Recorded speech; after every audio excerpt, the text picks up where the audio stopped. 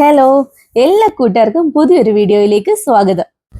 Dammam യാത്രയ്ക്ക് ഇറങ്ങിയപ്പോൾ ഒട്ടും പ്രതീക്ഷിച്ചിരുന്നില്ല ഇത്രയും മനോഹരമായ ഒരു സ്ഥലം കാണാൻ കഴിയുമെന്ന്. പതിവ് പോലെ കൊബാർ കോർണിഷും ഹാഫ് മൂൺ ബീച്ചും ഒക്കെ ആയിരിക്കും എന്നായിരുന്നു കരുതിയിരുന്നത്. ഇതിനെല്ലാം വിപരീതമായിട്ട് ഏറ്റവും മനോഹരമായ ഒരു ബീച്ചിൽ പോകാൻ കഴിഞ്ഞു. ബീച്ചിലേക്കുള്ള വഴികളാണ് രണ്ട് സൈഡിലും മണൽത്തരികൾ കാണാൻ കഴിയും. നമ്മൾ ബീച്ച് എത്തിയിട്ടുണ്ട്. നീലാകാശം പച്ചക്കടൽ എന്ന് പറയണ പോലെ തന്നെ സുന്ദരിയായ ഒരു കടലാണ്. എത്ര മനോഹരമായ കടല്! കുറച്ച് വഴികൾ അങ്ങോട്ട് താണ്ടി നമ്മൾ നടക്കുമ്പോഴത്തേക്ക് നമ്മൾക്ക് മനോഹരമായ കടലിനെ കാണാൻ കഴിയും. കടൽക്കാറ്റൊക്കെ കൊണ്ട് ആസ്വദിച്ചിരിക്കാൻ നിറയെ പച്ചിപ്പുള്ള ഒരുപാട് സ്ഥലങ്ങൾ സെറ്റ് ചെയ്തിട്ടിട്ടുണ്ട്. നമ്മൾ ഇതൊന്നും നോക്കാതെ നമ്മൾ നേരെ നടന്നത് ബീച്ചിലേക്കാണ്. ദൂരേന്നേ നമുക്ക് കാണാൻ പറ്റും പച്ചക്കടല്. എന്തു ഭംഗിയാണെന്നോ അവിടെ ചെല്ലുമ്പോഴേ. ഭൂമി എത്ര മനോഹരമായ കാഴ്ചകളാണ് നമുക്കായിട്ട് ഒരുക്കിയിരിക്കുന്നത്. ഞാൻ പറഞ്ഞില്ലേ, നീലാകാശം പച്ചക്കടൽ.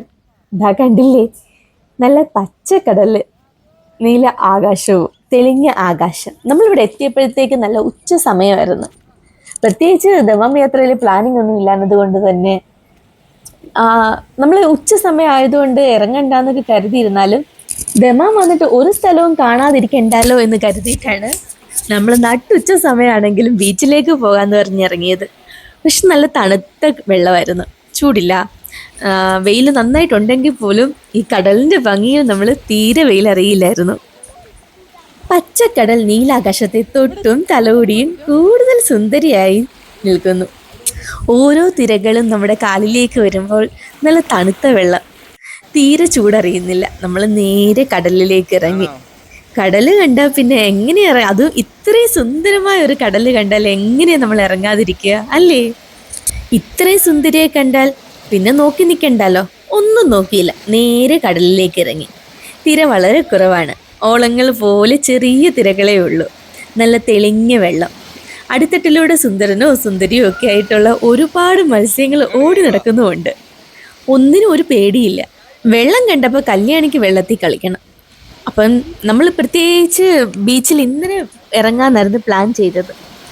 ഒന്നും നടന്നില്ലല്ലോ. അപ്പം ഇന്ന് വന്ന് നമ്മൾ നേരെ പോകാമെന്ന റിയാദിലേക്ക് പോകാൻ റെഡി ആയിട്ടും കൂടി നമ്മൾ ഇറങ്ങിയത് അവിടെ നിന്ന്. അപ്പം കല്യാണിക്ക് ഇറങ്ങണമെന്ന് പറഞ്ഞു. അപ്പം ഞാൻ ഒരു ടോപ്പ് ഉണ്ടായിരുന്നു, ആ ടോപ്പ് മാറ്റി കൊടുത്തു. ആള് വെള്ളത്തിൽ കളി തുടങ്ങിയിട്ടുണ്ട്. നമ്മുടെ ഭൂമി എത്ര സുന്ദരിയാണ് അല്ലേ? എത്ര മനോഹരമായ കാഴ്ചകളാണ് നമുക്കായിട്ട് ഒരുക്കിയിട്ടുള്ളത്. കല്യാണി തലയൊക്കെ നനയ്ക്കാൻ തുടങ്ങി. ഞാൻ പറഞ്ഞു, തലയൊന്നും നനയ്ക്കേണ്ട, നമ്മുടെ കയ്യിൽ തോർത്തോട്ട് ഇറക്കി ഒന്നുമില്ല. ഓരോ യാത്രകളും ഓരോ അനുഭവങ്ങളാണല്ലോ, ഓരോ പുതിയ അറിവുകളും.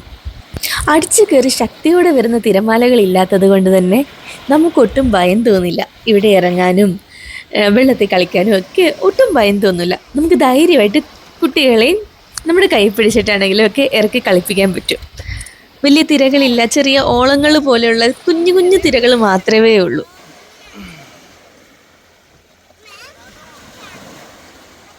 നമ്മൾ ദമാമിലേക്ക് ഇറങ്ങിയപ്പോൾ തന്നെ കല്യാണിയോട് പറഞ്ഞൊരു വാക്കുണ്ടായിരുന്നു, ബീച്ചിൽ പോകാമെന്ന്.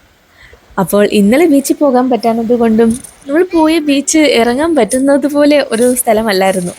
വെള്ളം വളരെ മോശമായിട്ട് ഫീൽ ചെയ്തു. കുറേ പായലുകൾ വന്ന് അടിയുന്നുണ്ടായിരുന്നു. അതുകൊണ്ട് തന്നെ കല്യാണി തീരെ ഹാപ്പി അല്ലായിരുന്നു. ഇന്ന് കല്യാണി ഭയങ്കര ഹാപ്പിയാണ്.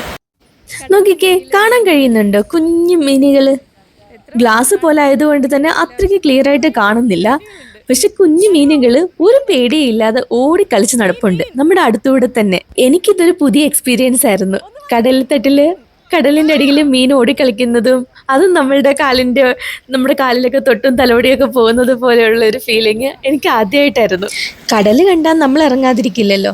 കല്യാണിക്ക് കമ്പനിയായിട്ട് കല്യാണിയുടെ പപ്പ ഇറങ്ങി. എത്ര തെളിഞ്ഞ വെള്ളമാണെന്നറിയാവോ? അടുത്തിട്ട് വരെ നല്ല ക്ലിയറായിട്ട് കാണാം. അതുകൊണ്ടല്ലേ മീൻകുട്ടന്മാർ ഓടിക്കളിക്കുന്നത് നമുക്ക് കാണാൻ കഴിഞ്ഞത്.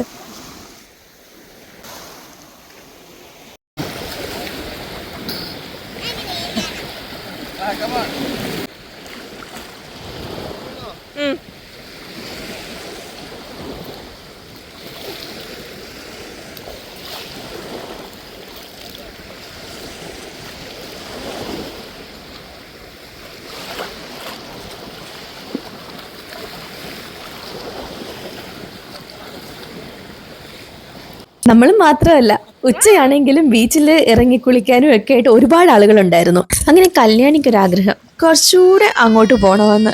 അങ്ങനെ കല്യാണിയെ പപ്പ എടുത്തുകൊണ്ട് കുറച്ചുകൂടെ കൊണ്ടുപോയി കുറച്ചു നേരം വെള്ളത്തിലൊക്കെ കളിപ്പിച്ചു. അത് കഴിഞ്ഞപ്പോഴത്തേക്ക് അവിടെ നിന്ന് ഒരു ചേട്ടന് കല്യാണിക്ക് മറ്റേ എന്താ പറയുന്നതിൻ്റെ ഒരു റിങ് ബലൂൺ ഇല്ലേ, സ്വിമ്മിങ് ബലൂണ്, അത് കൊടുത്തിരുന്നു. പിന്നെ ഫുള്ള് അതിലായിരുന്നു ആളുകളി. നല്ല സുന്ദരിയായ കടലമ്മ, തെളിഞ്ഞ നീലാകാശം, ആരാ ഇഷ്ടപ്പെടാത്തത് അല്ലേ? ഇവിടെ ഇഷ്ടം പോലെ തിരകൾ വരുന്നിടത്ത് എല്ലാം കുഞ്ഞു കുഞ്ഞു ശംഖുകളും ചിപ്പികളും ഒക്കെ ഉണ്ടായിരുന്നു. പിന്നീട് കുറച്ച് നേരം എൻ്റെ ഹോബി ഫുള്ള് ചിപ്പി പെറുക്കലും, എനിക്ക് കുറേ കുഞ്ഞു ശംഖുകളൊക്കെ കിട്ടിയിരുന്നു ഇവിടുന്ന്.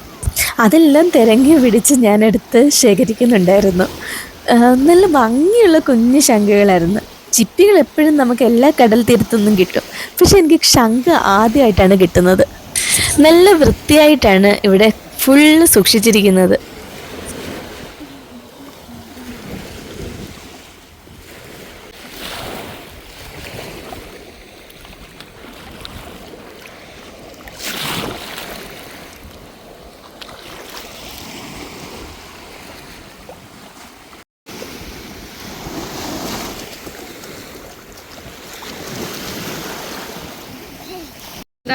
ഡ്രസ്സ് വേണ്ട, ഒന്നും വേണ്ട, ഒന്നും ഇല്ലാതെ കടലിൽ ഇറങ്ങി നമ്മളെനിക്ക് തോർത്തും കൊണ്ടുവന്നില്ല, അഡീഷണൽ ഡ്രസ്സും ഇല്ലാതെ ഇല്ല, എനിക്കില്ല. അയ്യോ, ഞാൻ എങ്ങും ഇറങ്ങില്ല കേട്ടോ, എങ്ങും ഇറങ്ങില്ലെന്ന് ഇനി, കാരണം എനിക്ക് ഡ്രസ്സില്ലേ എങ്ങും ഇറങ്ങാൻ പറ്റുന്നു. സാധാരണ എവിടെ യാത്ര പോയാലും ഞാൻ കൂടുതൽ ഡ്രസ്സ് എടുത്ത് വെക്കുന്നതാ. എന്നോട് പറഞ്ഞു ഒറ്റ ദിവസത്തെ ട്രിപ്പാണ്, അധികം ഡ്രസ്സൊന്നും എടുത്ത് വെക്കണ്ടാന്ന്. അങ്ങനെ എടുത്തു വെച്ച ഡ്രസ്സൊക്കെ ഞാൻ തിരിച്ച് വീട്ടിൽ വെക്കുകയും ചെയ്തു. ഒട്ടും പ്രതീക്ഷിക്കാതെ ഇന്നലെ തന്നെ കുറേ ഡ്രസ്സ് ഒരു വന്ന് റിയാദിൽ നിന്ന് വന്ന് റൂമിൽ പോയി ഫ്രഷായ ഡ്രസ്സൊക്കെ മാറ്റി വീണ്ടും പുറത്തിറങ്ങി, പിന്നെ റൂമിൽ വന്നിട്ട് ആ ഡ്രസ്സ് മാറ്റി, അങ്ങനെ തന്നെ ഒരു 2-3 ഡ്രസ്സ് അവിടെ ചിലവായി. പിറ്റേ ദിവസം ഇറങ്ങുവാണെന്നുള്ള പ്ലാൻ ആയതുകൊണ്ട് തന്നെ ഇറങ്ങാനുള്ള ഡ്രസ്സ് ഇട്ടിട്ടാണ് നേരെ ഇറങ്ങിയത് റൂമിൽ നിന്ന്. റിയാദിലേക്ക് പോരുമല്ലേ, അങ്ങനെ. അതുകൊണ്ട് ഞാൻ അഡീഷണൽ ആയിട്ട് വേറെ ഡ്രസ്സും ഇല്ലായിരുന്നു. ഒന്നും നോക്കാതെ കടലിൽ ഇറങ്ങിയത്.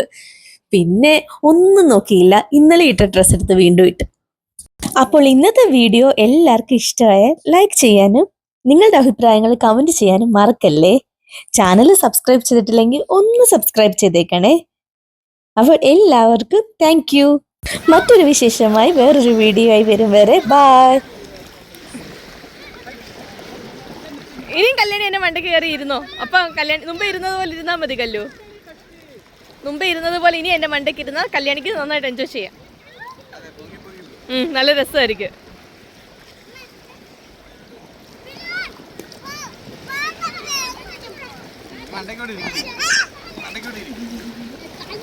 മുമ്പ് തന്നെ ഇരുന്നത് അവള്. ആ